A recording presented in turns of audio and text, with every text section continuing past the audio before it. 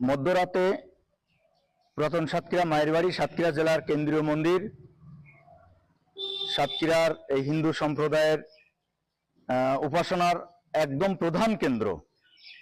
সেই মন্দিরে গত রাতে চুরি হয়েছে। আমাদের কালী মন্দির, অন্নপূর্ণা মন্দির, জগন্নাথ মন্দির, চৈতন্যদেব মন্দির, রাধা গোবিন্দ মন্দির, এই মন্দিরগুলোয় তালা কেটে চুরি করা হয়েছে। আমাদের কালী মন্দিরে অনেক সোনার গহনা ছিল, রূপার গহনা ছিল, নগদ অর্থ ছিল।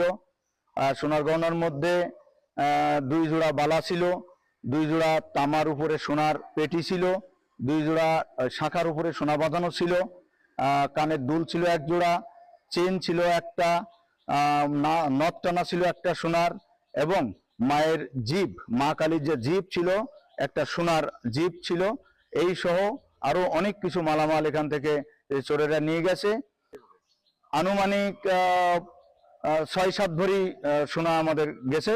আমাদের সামনের মেসের এই ছেলেরা টের পেয়ে এখানে চিল্লাচিল্লি করে, লোকজন ডাকাডাকি করে, চারিদিকে ফোন করার পরে চোরেরা দ্রুত এই মন্দির ক্যাম্পাস ছেড়ে পিছন দিয়ে বেরিয়ে যায়। পাঁচিল টপকায়ে যাওয়ার সময় পাঁচিলের ধারে এইগুলো, এই 2টো বিগ্রহ, 4টি বিগ্রহ, এই প্যাকেট, এই জামা, এই জুতা, এই কাপড় চোপড়, এইগুলো ওরা একটা ব্যাগের মধ্যে ফেলে যায়।